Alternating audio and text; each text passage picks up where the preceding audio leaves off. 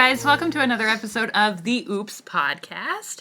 As you can see, everything looks a little bit different. The background's different, and my co-host is a little bit less furry. Yes. But only a little. I shaved. I did it. So, this is Sarah. This is my gorgeous new co-host. Hi. And, yes. And today, Sarah actually picked the topic for this podcast. I'm really excited to talk about it. Yes, I did. I don't know how, but okay. How you picked it or how I'm excited?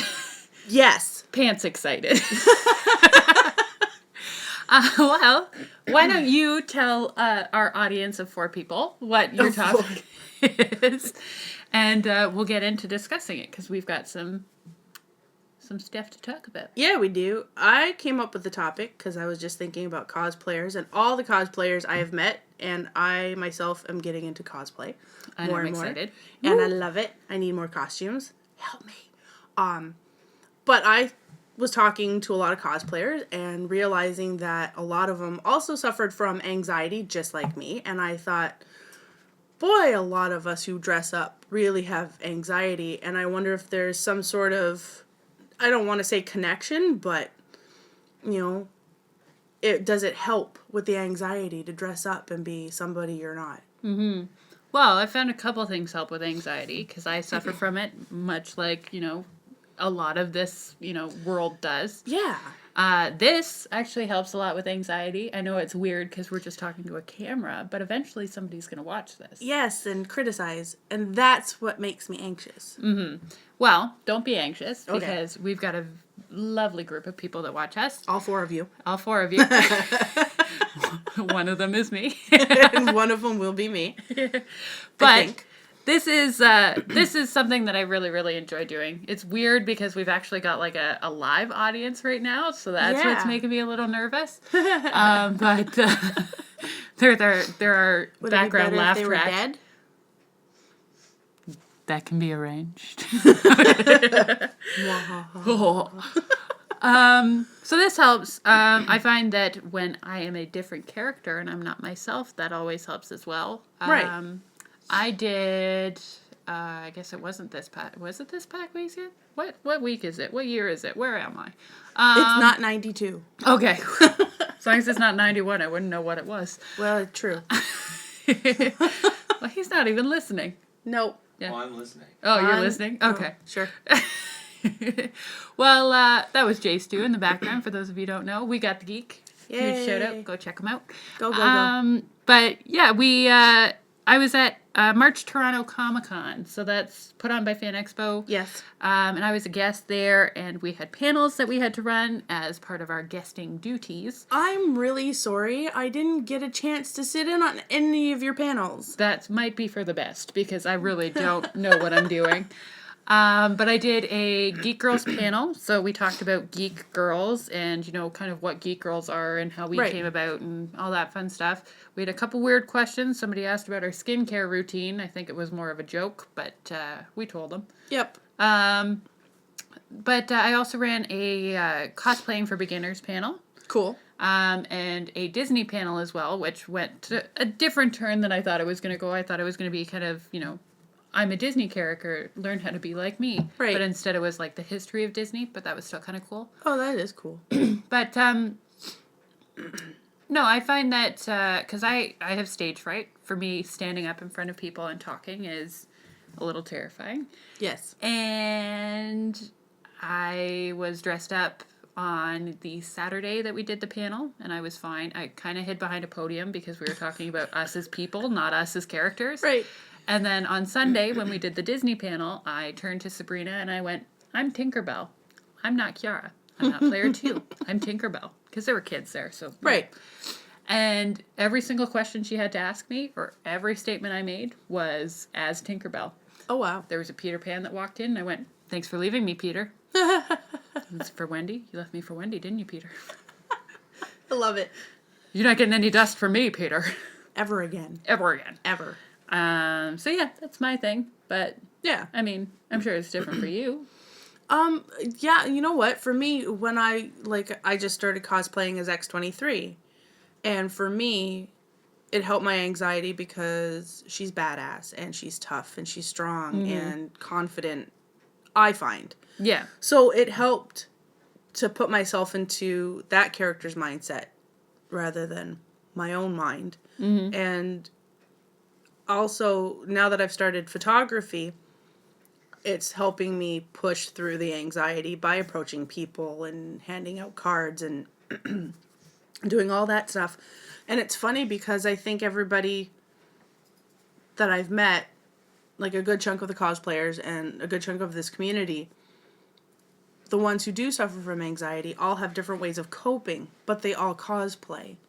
And, you know, like it could be the characters that they choose or, you know, how they portray themselves, or it's, you know, it's interesting to see everybody has it, but everybody deals with it differently, which is neat. Yeah. And on the photography side of things, because I do want to talk about your photography, it's amazing. On the photography side of things, plug that in, plug it right in that outlet.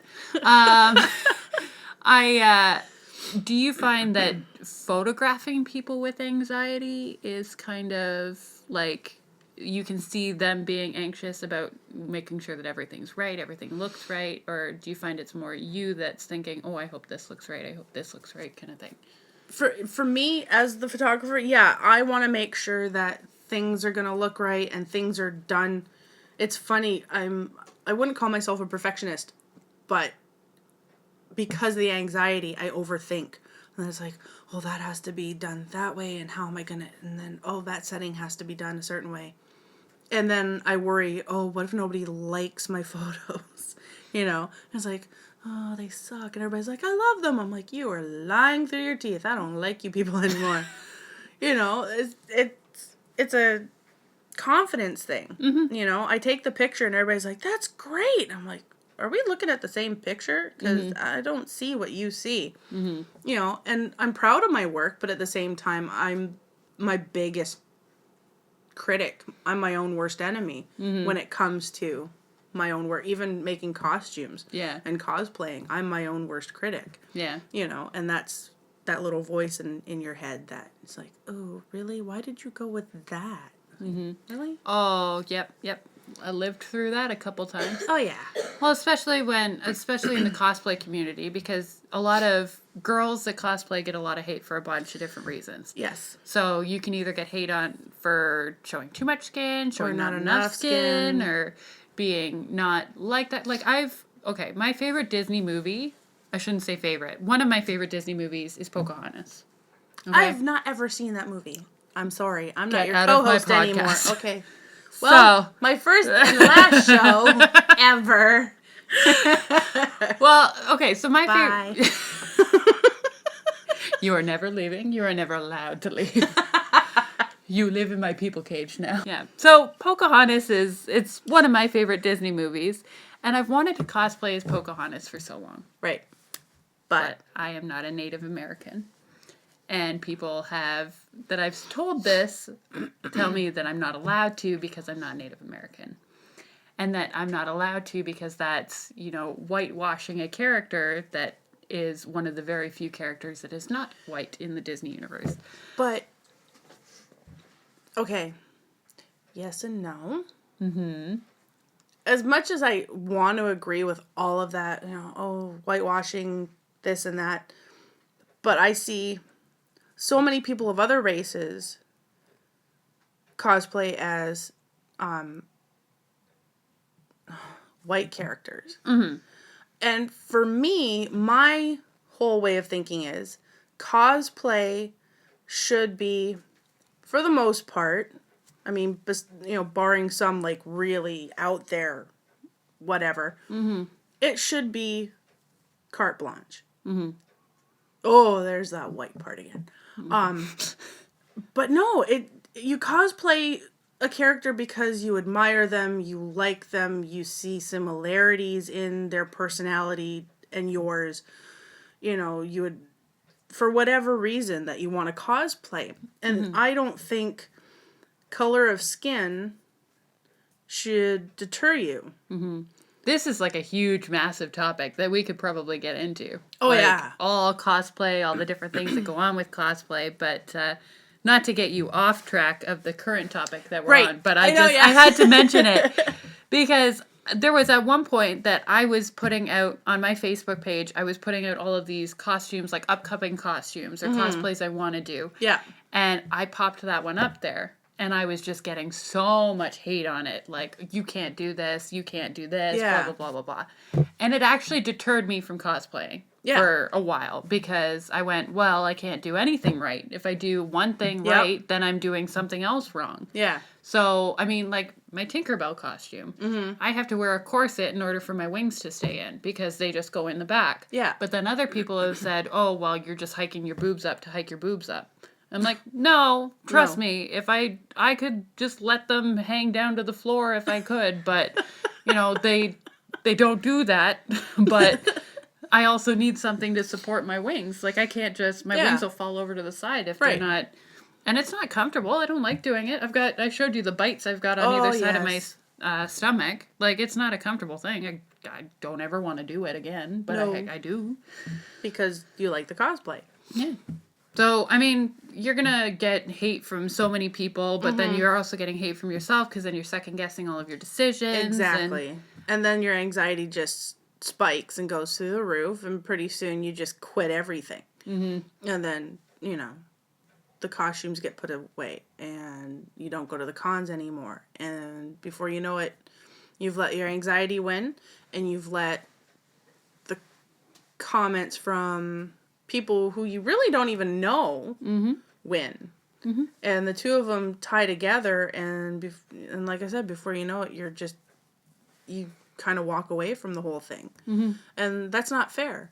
Yeah. You know, like, this helps so many people with their anxiety. Mm-hmm. And it helps, it challenges you, especially if you have social anxiety. Mm-hmm. You know, you get to be a character that is not like you, so that you can go out amongst the crowds and talk and you know, push past your comfort zone and your boundaries and break through that wall, which, you know, you break through the fear. Mm-hmm. And that's one of the things that our teachers taught us in college all the time in acting, is that, you know, you hit that wall and then you break through it. Mm-hmm. Because if you don't, you're not going to progress and you're not going to go any further. Then you can't leave the house without getting nervous tummy. Exactly. Been there. Yes. I've been there, bro. I got you.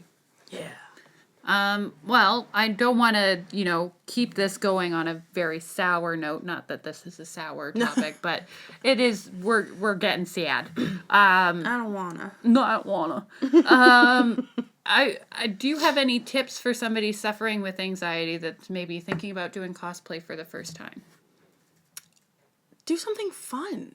And if you have friends who are into costumes and such, or even if you're just at a con or something, or you message them or go up to them and break through that wall and just say, hi, I really want to do a cosplay and this is my first time. Look up stuff. Pick something. Like for mine, I picked something very simple that wasn't going to cause me a lot of stress to work on, because that would just amp my anxiety to a 9. Yeah. Pick something easy. Pick something that you like. Pick a character you admire. If you are suffering from anxiety and you know there's a character that is really strong and powerful and kick-ass, choose them. You know, or if you want to go with somebody who's like cute and flirty, go with that, you know, and it doesn't matter what genre. Like if you like Marvel, pick somebody from the Marvel universe. Lord knows there's enough of them. What? I thought Marvel was only 2 people. Marvel has Iron Man and Captain America, and that's it. And apparently. They're fighting. And they're so, I mean, constantly fighting, like an old married couple. So they're not married? Robert Downey Jr. wishes they were. Probably. I'm not so sure. Yeah. So yeah, just pick somebody that you like and you admire from any fandom and go for it. You know? And adjust the costume to your comfort level. Oh, yeah, absolutely. Because, I mean, my first costume was Slave Leia, but I was also in a different place in my life then. And I danced 12 hours a day, and I was comfortable wearing that. But now I'm at the point where I don't like to show my stomach right now, and I will adjust costumes so that I don't have to show my stomach, and that's okay too. I hear you on that one. So, but you go with what you're comfortable with, you know, and yeah, costumes are really all about the comfort usually. no corsets that pinch your sides, trust me. Yeah. I've seen the evidence. It hurts a lot. Does. But in terms of other tips that I have, I actually did like this post about it that like I saw, and that was about it. But if you're attending a convention for your first time, have a safe place. Yes. So smaller conventions, I try to either drive myself or have access to the keys of somebody that did drive me.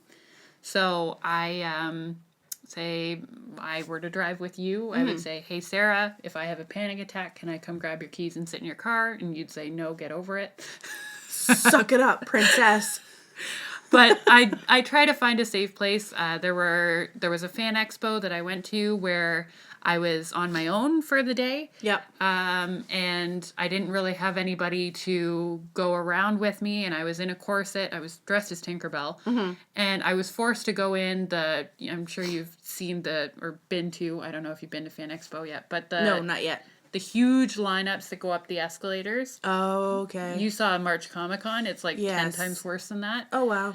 Oh, yay. And they have to direct traffic, so you'll start at one end of the convention. You're just trying to get over to that one place, but instead of going up this escalator, that escalator's shut off because you got to go around. And Oh, man. I was in that lineup of people, and it got to the point, and thank God for the people at Fan Expo because they were brilliant.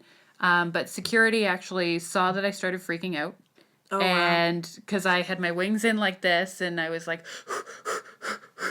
and they saw that I was freaking out. This big guy, and I mean, big guy, wow. took me, picked me up, and brought me out of the crowd and put me in a room. And he went, you let me know when you need me. And I was like, that is a man. That is a great, great man. So, kudos to Fan Expo. Just to be able to pick you up and just... Oh, I'm telling you, he was built like a brick shit house. Oh my God. Like, big dude. That's awesome. But picked me up, lifted me, put me in a room. So yeah, that was Fan Expo for me. I try to stick to smaller conventions now. Obviously, we do the Burlington Toy Show together. Yes. I've done a couple shows in Oshawa with Studio Comics. I feel like the past 8 episodes have been just mentioning Alfonso and Studio Comics, but that's my life. Go Alfonso. Woo.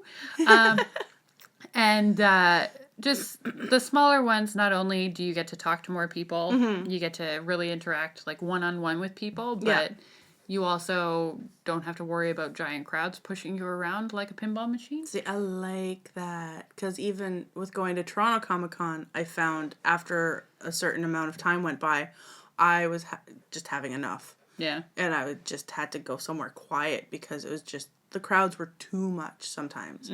I loved it, and it was my first time going, but it was like, no, I'm done. Can I go now? Because, yeah. Yeah. Well, and that's the great thing about doing photo shoots, right? Is that you can, say, book a photo shoot halfway through the day. Yeah.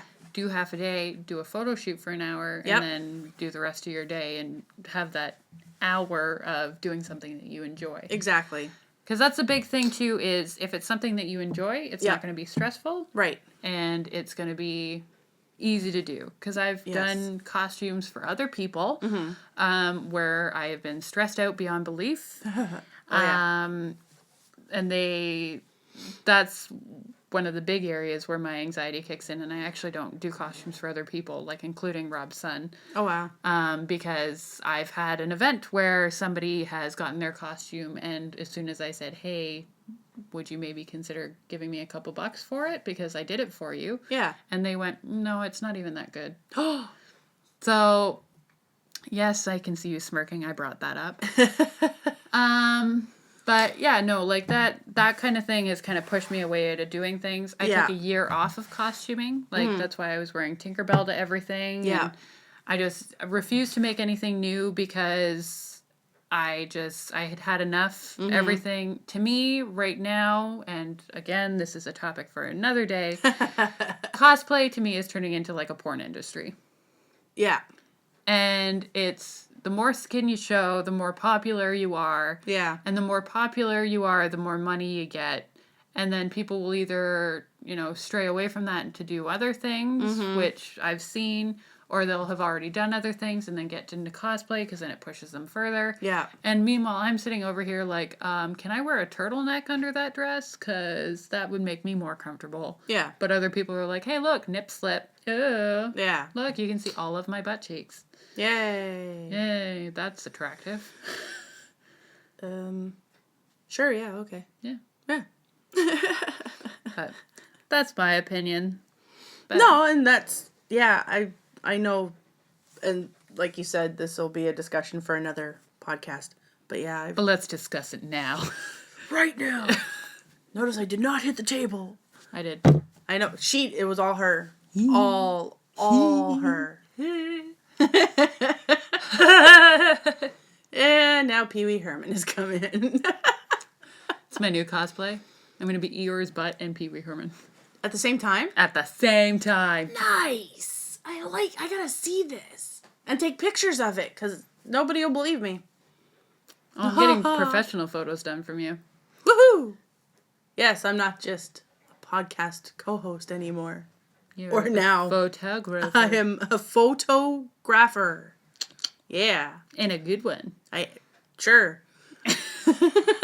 That's where that anxiety comes in. It's like, right.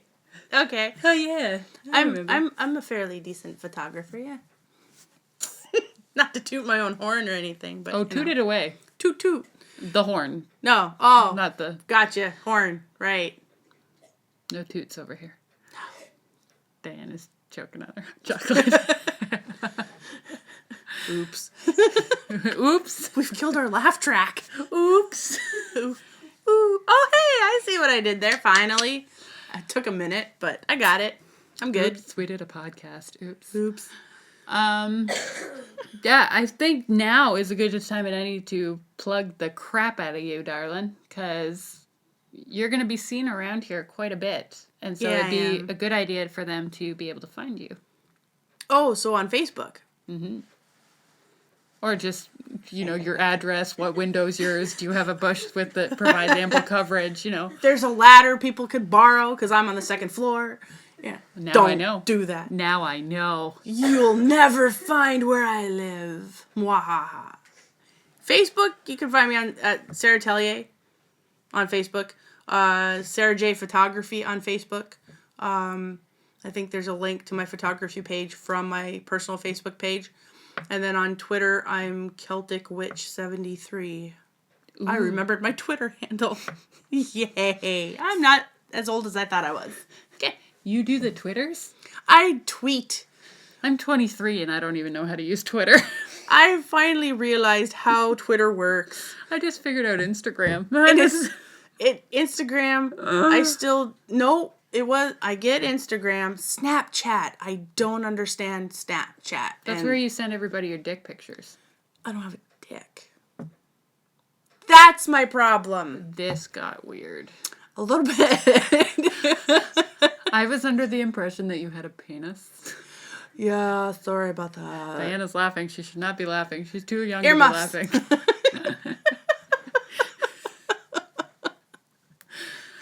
No, I just can't use Twitter to save my life. There's no way. Absolutely. I like retweeting celebrities' tweets. Is that when they say hi to you on an escalator? So then you can retweet hi? I forgot to send a tweet or Twitter? Tweety? I don't know. Jonathan Frakes. How did I forget to do... I don't even know. He is on Twitter. A tweet? A twit? A twatter? What's a twatter? That's a new one. Twatter. I'm going to start calling people twatters from now on. Good evening, twatters. I like that. A lot. Done. Hashtag twatters. It'll be put right here. Hashtag twatters. My friend. Hashtag twatters. Yeah, we're patenting that. Patent patented. pending. How do you get a patent? Albert Einstein isn't working in the patent office anymore, so where do you go? I hope not. He's dead. That's why my patents haven't been getting through. Damn it. Son of a... Uh-oh.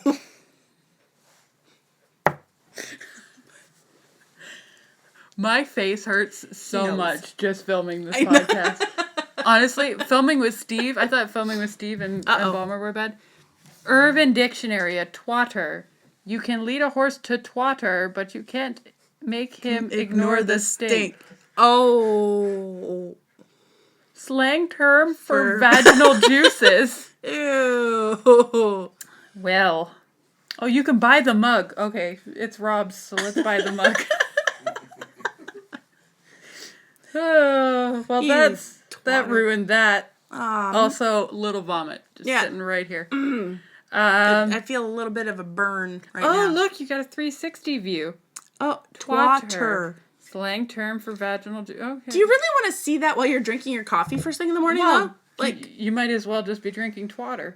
although I'm left-handed, all I would see was the twatter. Just, I don't know if they can see that at all. But Unfortunate for you right-handed people who would see the other side of the mug with the definition. It's stuck. I stuck it. Because nobody wants to see that. It's frozen. How does this technology work? This is why you can't figure out Twitter. Isn't that all Twitter is 150 characters of people doing this? 140. It's 140? Somebody help me, because I think I'm wrong. No, somebody help me.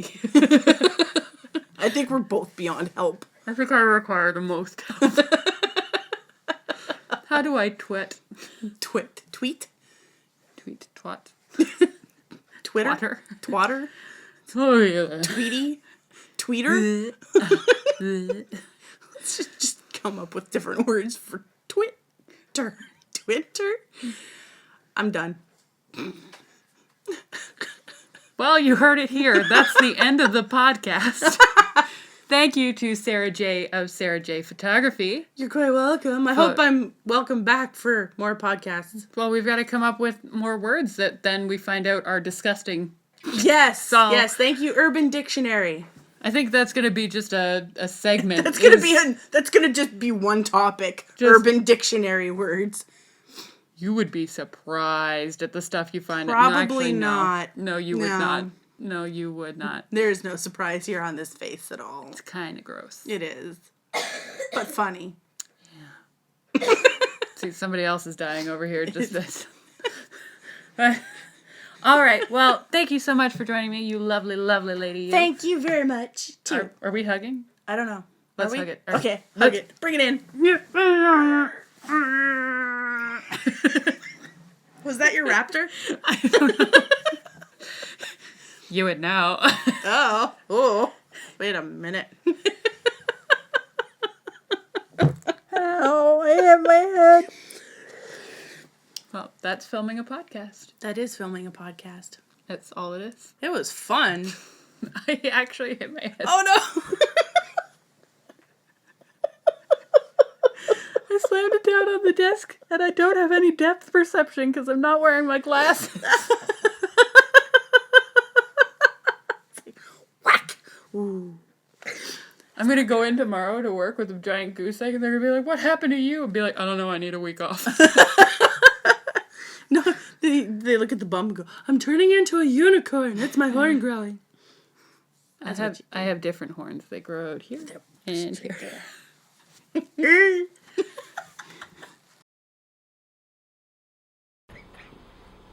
Oh my god, I think I almost just cry peed. Okay.